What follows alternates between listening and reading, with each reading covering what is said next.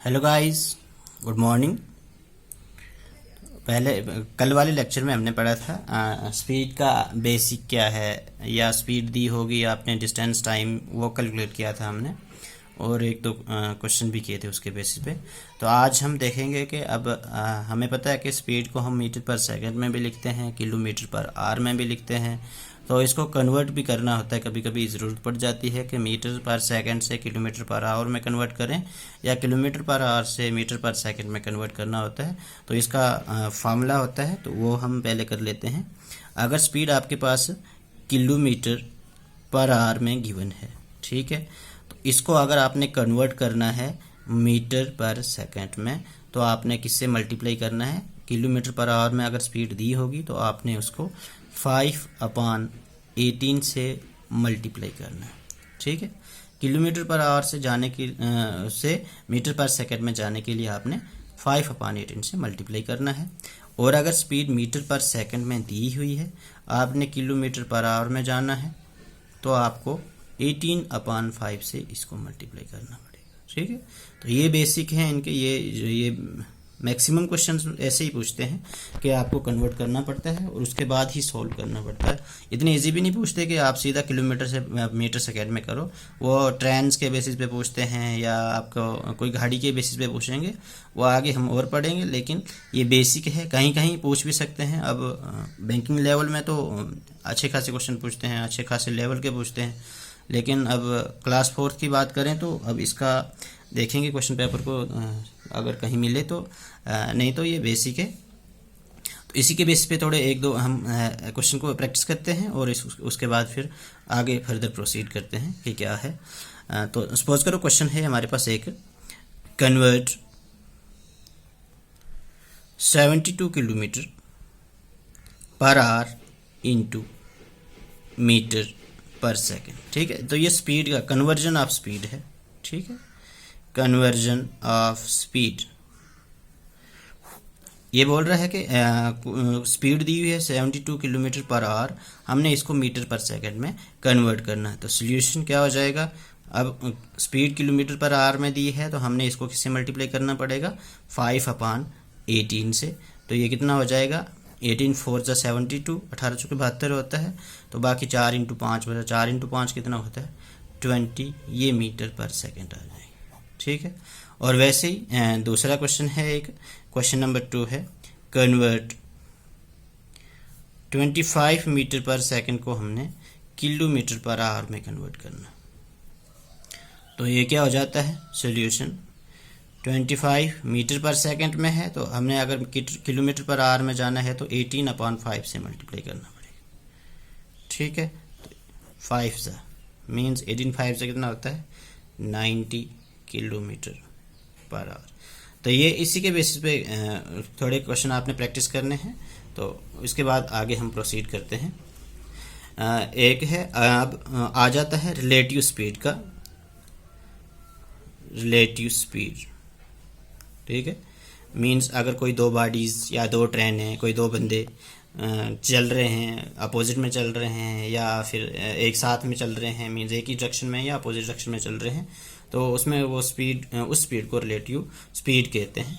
तो जब बंदे सेम डायरेक्शन में चल रहे हों, अगर डायरेक्शन सेम है दोनों की, या ट्रेन्स की डायरेक्शन सेम हो, सेम डायरेक्शन में क्या होता है?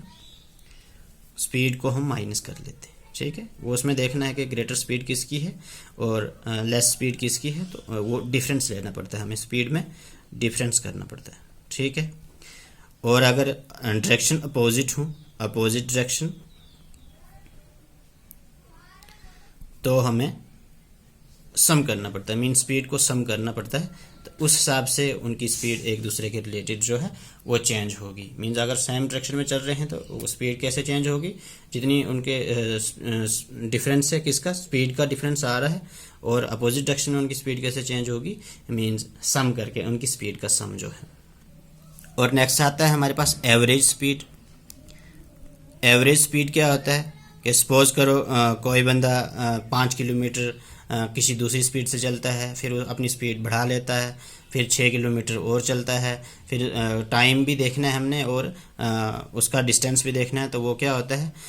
एवरेज स्पीड को हम टोटल मीन्स टोटल डिस्टेंस उसने कवर कितना किया, जो भी फ्रैक्शन करके जो भी आता है total distance covered upon means सबको सम करते हैं और कितना टाइम लगाया उसने, तो टाइम को भी टोटल किया जाता है, तो उसको हम एवरेज स्पीड कहते हैं, टोटल टाइम टेकन। ठीक है, मीन्स सपोज करते हैं कि वो 10 किलोमीटर उसने 2 घंटों में कवर किया, फिर 15 किलोमीटर 3 घंटों में या 2.5 घंटे में कवर किया, तो वो टोटल टाइम को भी सम करना है हमने और डिस्टेंस को भी सम करना है। तो उसके बाद हमारे पास क्या आ जाएगा, एवरेज स्पीड आ जाएगी।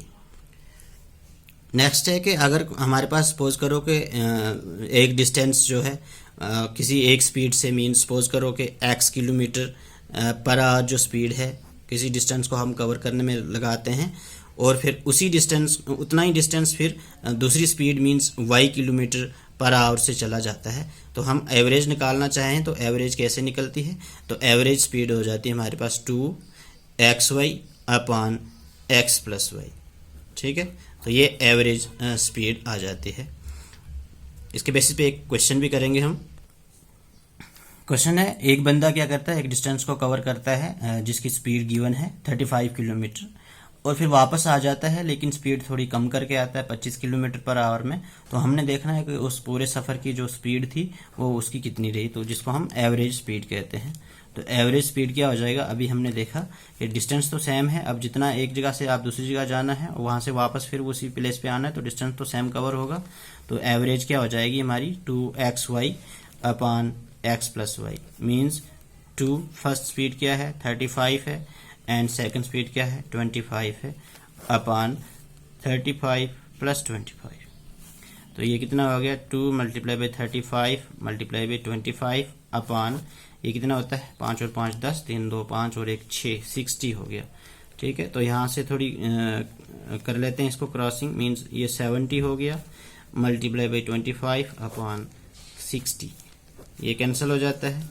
बाकी कितना बचा हमारे पास 7 5 ज़ा 35, 7 2 ज़ा 14 और 3 17 अपॉन 6, और इसको फिर डिवीजन करनी है हमने, तो डिवीजन करके कितना आ जाएगा 6 2 ज़ा 12 होता है।